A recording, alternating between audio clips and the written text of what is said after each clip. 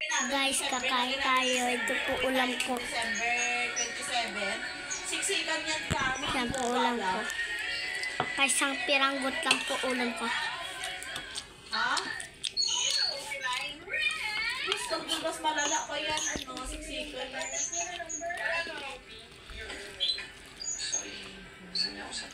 Sarap po guys, sarap. Hindi ko nga. Tanungan mo nga si Banban kung ano siya dyan kung paano magano ng tubo.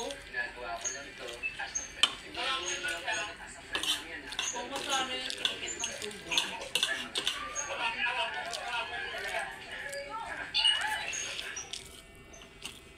Kasi maganda po kasi sa aeroplano eh. Wala naman tayong binit-bitin pag uwi.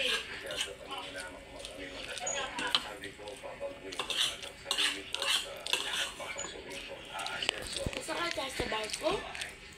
Di ba nang nakuwi namin na dikdikan tubo ka ba?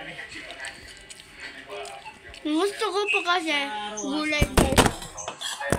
Gulay. Baka hindi ko alam kung uwi si Nora. Hindi Gulay naman po. sabi eh. Baka siya, tanongin ko nga kung uwi siya. I-chat ko ka sa GC.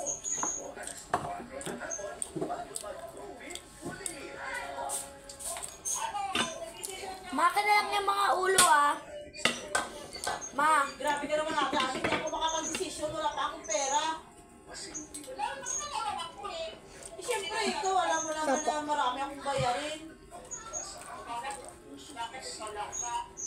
Naku, alam mo, may bahay kami, may motor, daming utang. Oo. Maka na to yung mga ulo ah.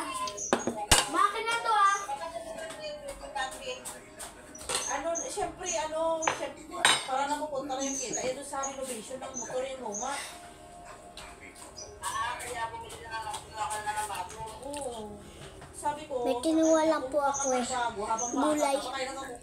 Ito po. Hanggang na gulang ka na.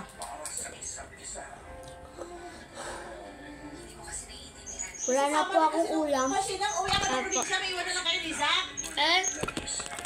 Doon kayo sa taas. Balik mo. Bakit?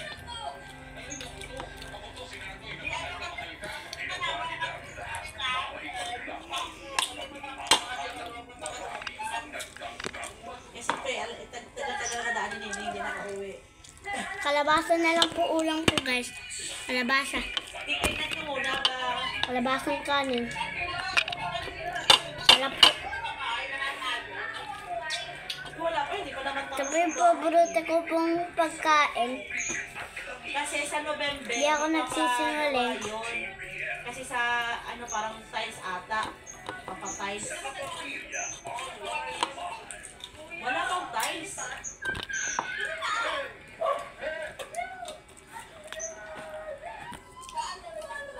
Wala pang tiles, sininto pa lang yun, flooring pa lang yun. Wala. Ano lang yun? Flooring lang yun, walang tiles. Ano kinasita? Flooring yun? Silupin yun? Ganun lang guys. Ilagay sa Bye-bye. sahig.